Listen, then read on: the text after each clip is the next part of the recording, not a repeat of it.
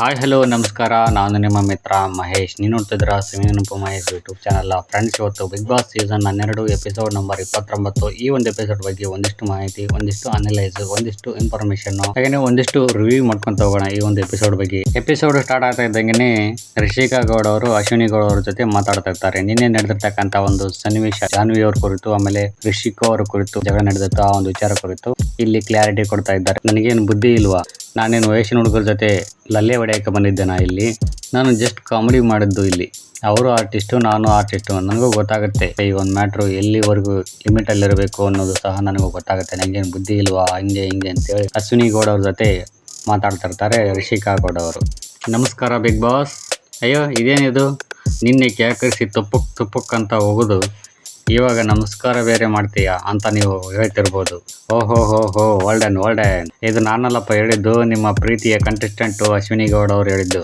Rules break ಮಾಡಿದ್ದಕ್ಕೆ ನಿಮ್ಮೆಲ್ಲ ಕ್ಯಾಮ್ರಾಗಳಿಗೆ ಬಂದು ನಮಸ್ಕಾರ ಹೇಳಿ ತಪ್ಪಾಯ್ತು ಬಿಗ್ ಬಾಸ್ ಅಂತ ಕೇಳಿಕೊಳ್ತಾ ಇದ್ದಾರೆ. ಅದನ್ನೇ ನಾನು ಮಿಮಿಕ್ರಿ ಮಾಡಿ ತಿಳಿಸಿದೆ ಅಷ್ಟೇ. ಇದಾದ್ಮೇಲೆ ಕಿಚನ್ ಎಂಟ್ರಿ ಆಗುತ್ತೆ. ಒಂದು ದೀಪಾವಳಿ ಹೇಗಿತ್ತು ನಿಮ್ದು ಅಂತ ಕೇಳ್ತಾರೆ. ಪ್ರತಿಯೊಬ್ಬರು ತಮ್ಮ ತಮ್ಮ ಸಂತೋಷದ ಕ್ಷಣಗಳನ್ನು ಮೆಲುಕು ಹಾಕುತ್ತಾರೆ. ಈ ಒಂದು ಬಿಗ್ ಬಾಸ್ ರೇಸ್ ಅಲ್ಲಿ ಯಾರು ಲೀಡಲ್ಲಿದ್ದಾರೆ, ಯಾರು ರೇಸ್ ಅಲ್ಲಿ ಇದ್ದಾರೆ ಅನ್ನೋದು ಕುರಿತು ನಿಮ್ಗಳ ಪ್ರಕಾರ ತಿಳಿಸಿ ಅಂತ ಹೇಳ್ತಾರೆ ಸುದೀಪ್ ಸರ್ ಅವರು. ಆಲ್ಮೋಸ್ಟ್ ಎಲ್ಲರೂ ಗಿಲ್ಲಿ ಮತ್ತು ರಕ್ಷಿತಾ, ಅಶ್ವಿನಿ ಗೌಡ ಅವರ ಹೆಸರುಗಳನ್ನು ಸೂಚನೆ ಮಾಡುತ್ತಾರೆ. ಇದರಲ್ಲಿ ರಕ್ಷಿತಾ ಅವರ ಹೆಸರನ್ನ ಸೂಚನೆ ಮಾಡಿದ್ದು ನನಗೆ ತುಂಬಾನೇ ಆಶ್ಚರ್ಯಕರವಾಗಿತ್ತು. ಗಿಲ್ಲಿಯವರ ಒಂದು ಹೇರ್ ಸ್ಟೈಲ್ ನ ಇಟ್ಕೊಂಡು ಒಂದಿಷ್ಟು ಕಾಮಿಡಿ ಮಾಡ್ತಾರೆ ಸುದೀಪ್ ಸರ್ ಅವರು. ಈ ಕಾಮಿಡಿಯಲ್ಲಿ ಯಾರು ನಕ್ರೋ ಬಿಟ್ಟರೋ ಗೊತ್ತಿಲ್ಲ. ಕಾವ್ಯ ಅವರಂತೂ ತುಂಬಾ ನಕ್ರು, ನಾಚಿ ನೀರಾಗಿದ್ದಂತೂ ಸತ್ಯ. ಇದಾದ್ಮೇಲೆ ಚಂದ್ರಪ್ರಭಾ ಮತ್ತು ರಿಷಿಕಾ ಅವರ ಒಂದು ತರಲೆ ತಮಾಷೆ ಜಲ್ಸಿ ಲವ್ ಸ್ಟೋರಿ ಒಂದು ಕೆಲವೊಂದಿಷ್ಟು ಸನ್ನಿವೇಶಗಳನ್ನು ತೋರಿಸ್ತಾರೆ. ಈ ಒಂದು ಸನ್ನಿವೇಶ ತೋರಿಸೋ ಅವಶ್ಯಕತೆ ಅವರಿಗಿತ್ತ? ಇರೋ ವಿಷಯ ತೋರಿಸ್ತಾರೆ ಅಂತಂದ್ರೆ ಇಲ್ಲದೆ ಇರೋ ವಿಷಯಗಳನ್ನು ತೋರಿಸ್ತಾರೆ ಬಿಗ್ ಬಾಸ್ ತಂಡದವರು. ಮಡಿಕೆಗೆ ಫೋಟೋ ಹಚ್ಚಿ ನಿಮಗೆ ಏನ್ ಅನ್ಸುತ್ತೋ ಅದನ್ನ ಹೇಳಿ ಆ ಮಡಿಕೆನ ಹೊಡಿಬೇಕಾಗುತ್ತೆ. ಜಾನ್ವಿ ಅವರು ರಿಷಿಕಾ ಗೌಡ ಅವರ ಹೆಸರನ್ನು ಸೂಚನೆ ಮಾಡುತ್ತಾರೆ. ಇವರಿಗೆ ನಾಲಿಗೆ ಅಷ್ಟೇ ಇರೋದು, ತಲೆನೇ ಇಲ್ಲ. ಕಲಾವಿದರಿಗೆ ನಟನೆ ಎಷ್ಟು ಮುಖ್ಯನೋ ನಡವಳಿಕೆನೂ ಅಷ್ಟೇ ಮುಖ್ಯ. ಸೊ ಈ ಒಂದು ವಾಕ್ಯ ತುಂಬಾನೇ ಸಮಂಜಸವಾಗಿರ್ತಕ್ಕಂಥ ವಾಕ್ಯ ಅಂತ ಹೇಳ್ಬೋದು ಪ್ರತಿಯೊಬ್ಬ ಕಲಾವಿದರಿಗೂ. ರಿಷಿಕಾ ಗೌಡರು ಬಂದು ಇವರು ಸಹ ಜಾನ್ವಿ ಅವ್ರನ್ನ ಹೆಸರನ್ನ ಸೂಚನೆ ಮಾಡುತ್ತಾರೆ.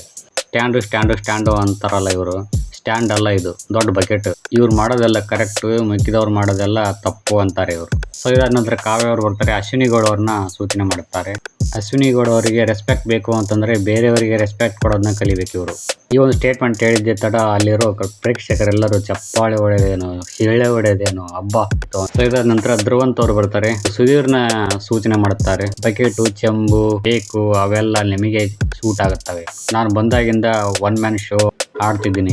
ಮಲ್ಲಮ್ಮನವರು ಬರ್ತಾರೆ. ಸುಧೀರ್ ಅವರು ಇಲ್ಲದೆ ಇರೋ ಸುಳ್ಳನ್ನ ಹೇಳ್ತಾರೆ ಅಂತ ಹೇಳ್ತಾರೆ. ಪ್ರೇಕ್ಷಕರ ಚಪ್ಪಾಳೆ ತುಂಬಾನೇ ಅದ್ಭುತವಾಗಿತ್ತು ಅಂತ ಪಾಪ ಅನ್ಸುತ್ತೆ. ಧ್ರುವಂತ ನೋಡಿದರೆ ಎಷ್ಟೇ ಕಷ್ಟಪಟ್ಟು ಮಲ್ಲಮ್ಮ ಎಂಬ ಈ ಚಕ್ರವ್ಯೂಹದಿಂದ ಆಚೆ ಬರೋಕೆ ಆಗ್ತಾ ಇಲ್ಲ ಇವರಿಗೆ. ಬರ್ತೀನಿ ಅಂತಂದ್ರು ಮನೆಯವರು ಇವ್ರನ್ನ ಬರೋಕೆ ಬಿಡ್ತಾ ಇಲ್ಲ.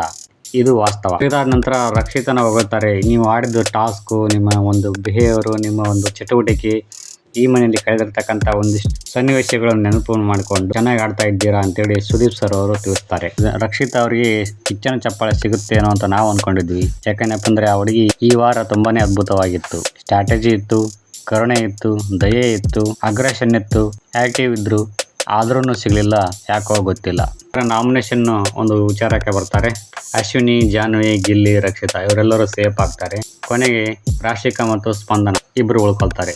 ಇದಾದ ನಂತರ ನೋ ಎಲಿಮಿನೇಷನ್ ಅಂತೇಳಿ ಬಾಗಿಲು ಕ್ಲೋಸ್ ಮಾಡ್ತಾರೆ. ಇಡೀ ಮನೆಯವರೆಲ್ಲ ಸ್ಪಂದನ ಕಣ್ಣೀರು ಒರೆಸಿದ್ರೆ ರಾಶಿಕಾದ ಕಣ್ಣೀರು ಒರೆಸಿದ್ದು ಮಾತ್ರ ಸೂರಜ್. ಅಲ್ಲ, ಹಿಂಗೂ ಲವ್ ಆಗುತ್ತಾ? ಅಯ್ಯೋ ಹೋಗ್ಲಿ ಬಿಡಿಯಪ್ಪ, ಕಂಡವರ ಸಮಾಚಾರ ನಮ್ಗೆ ಯಾಕೆ ಅಲ್ವಾ?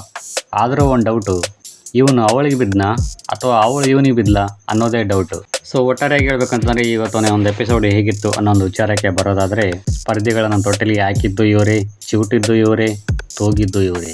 ಆ ಮಕ್ಕಳ ಒಂದು ರಿಯಾಕ್ಷನ್ ಹೇಗಿರುತ್ತೆ, ಆ ಒಂದು ತೊಟ್ಟಿಲೊಳಗೆ ಆಳ್ತಾವೋ ಅಥವಾ ಕಿಲ ನಗ್ತಾವೋ ಅನ್ನೋದನ್ನ ಮುಂದಿನ ವಾರ ಕಾದು ನೋಡಬೇಕಾಗಿದೆ. ಸೊ ಗೈಸ್, ಇದಾಗಿತ್ತು ವಿಡಿಯೋ ಇಷ್ಟ ಆಯ್ತು ಲೈಕ್ ಮಾಡಿ, ಕಾಮೆಂಟ್ ಮಾಡಿ, ಶೇರ್ ಮಾಡಿ ಅಂತ ಹೇಳ್ತಾ thank you for watching. Thank you, bye.